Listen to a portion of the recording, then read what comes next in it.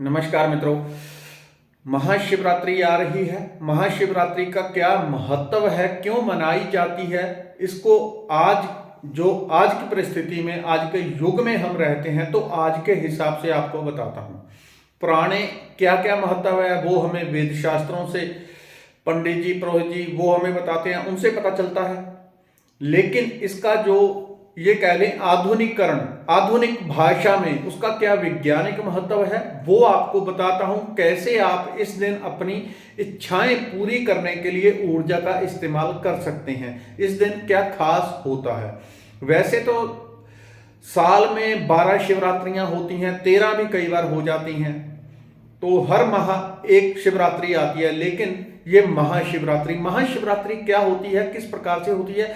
जैसे हम देखते हैं गर्मियों में एक दिन, खास दिन ऐसा आता है मई जून में, जिसको हम कहते हैं आज सबसे बड़ा दिन है।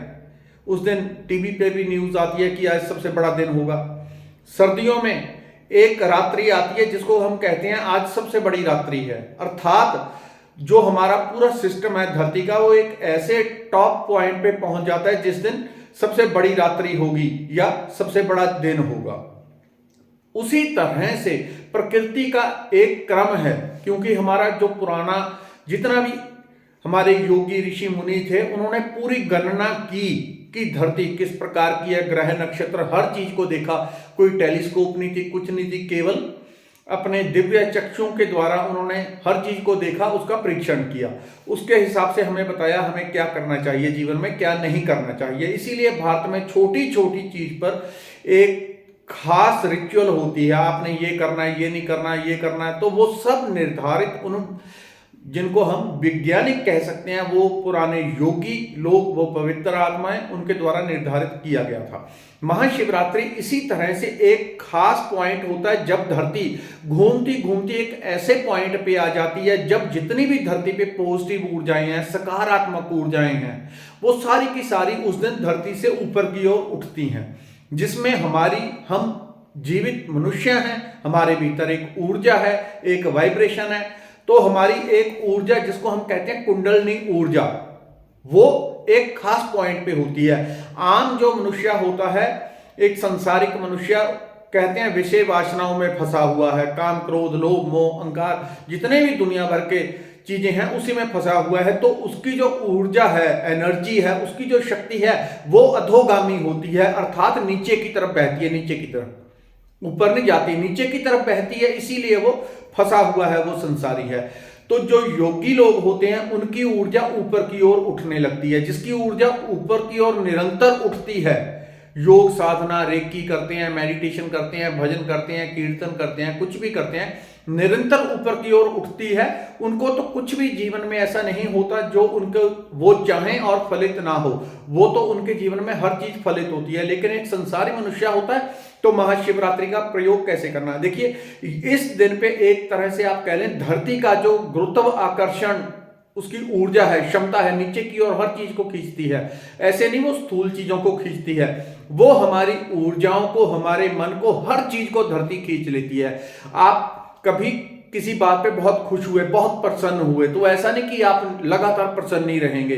कोई व्यक्ति बहुत दुखी हुआ तो वो निरंतर दुखी नहीं रहता, क्योंकि धरती हर चीज को अपने तरफ खींच लेती है। लेकिन ये एक खास दिन ऐसा होता है जब धरती से पूरी ऊर्जा हमारी बहुत हद तक मुक्त होती है, पूरी तरह से नहीं, लेकिन एक खास पॉइंट आने के कारण ऊर्जा मुक्त होती है, तो हमारी ऊर्जा ऊपर की ओर उठती है।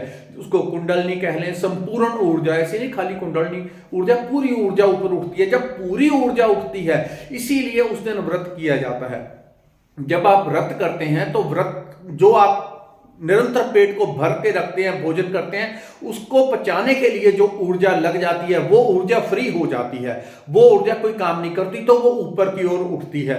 इसलिए इस दिन जो खास तरह के पाठ पूजा किए जाते हैं, किसी भी काम को कि मेरा ये काम रुका हुआ है, ये हो जाए, बच्चों की शादी नहीं हो रही, वो नहीं हो रहा, तो संकल्प लेते हैं लोग, हे प्रभु मैं आज व्रत करूंगा, आपकी पाठ पूजा करूंगा, इसके कारण मेरा ये काम सफल हो जाए। ये आप भी कर सकते हैं। भगवान शिव की इसीलिए पूजा की जाती है।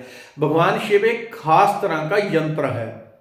तो आप क्या कर सकते हैं, एक संकल्प ले सकते हैं, मेरा ये काम प्रभु हो जाए, आप ये कृपा कर दें। अगर उस दिन आप पूरी रात्रि, थोड़ा टाइम नहीं, पूरी रात आपको जाग के काटनी है, पूरी रात आपको पीठ सीधी रखनी है, क्योंकि अगर आपकी ऊर्जा ऊपर की ओर उठ रही है और आप लेट गए तो जो ऊर्जा उठेगी वो सीधी कुंडलनी के माध्यम से होकर सर से बाहर निकलनी चाहिए। लेकिन आप रात में सो गए तो जाने अनजाने आपके शरीर में नुकसान पहुंचेगा, ये 100% है। चाहे वो थोड़ा थोड़ा ही है, उसका आपको थोड़ा थोड़ा असर होता रहेगा, बहुत ज्यादा नहीं, बॉडी धीरे धीरे कवर कर लेती है, लेकिन नुकसान पक्का है। जो लोग सो जाते हैं शिवरात्रि की रात, ये ऐसी रात्रि होती है पीठ पूरी रात सीधी रखनी है, आप और कुछ नहीं कर सकते। चाहे इस तरह से पीछे टेक ले लें तब भी कोई दिक्कत नहीं है, सोफे पे बैठ जाएं, कुर्सी पे बैठ जाएं, पूरी रात बैठ के काटी जाती है, पाठ पूजा किया जाता है, कीर्तन किया जाता है। जब हम साधना में तत्पर होते हैं तो ऊर्जा ऊपर उठती है और आपने संकल्प किया होता है, आपकी ऊर्जा ऊपर उठी है, जो आप संकल्प करते हैं मेरा ये काम हो जाए, मेरा ये काम हो जाए, ये काम हो जाए,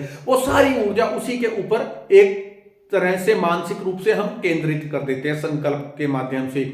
मुझे नौकरी नहीं मिल रही, मुझे नौकरी मिल जाए, इसके लिए मैं पाठ करूंगा, पूजा करूंगा, ये करूंगा, वो करूंगा, उसके लिए वो चीज की जाती है, तो सारी ऊर्जा वहीं पे लग जाती है। क्योंकि संसार से मुक्त होती है, लोग व्रत करते हैं, उपवास करते हैं, इसीलिए करते हैं।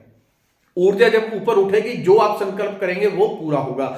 इस दिन धरती की गुरुत्वाकर्षण ऊर्जा बहुत कम हो जाती है, और दूसरा, एक तो ऊर्जा ऊपर की ओर उठती है, दूसरी ऊपर से एक जिसको हम कॉस्मिक एनर्जी, रेकी शक्ति कहते हैं, जीवन शक्ति कहते हैं, उसका प्रवाह भी बहुत ज्यादा बढ़ जाता है।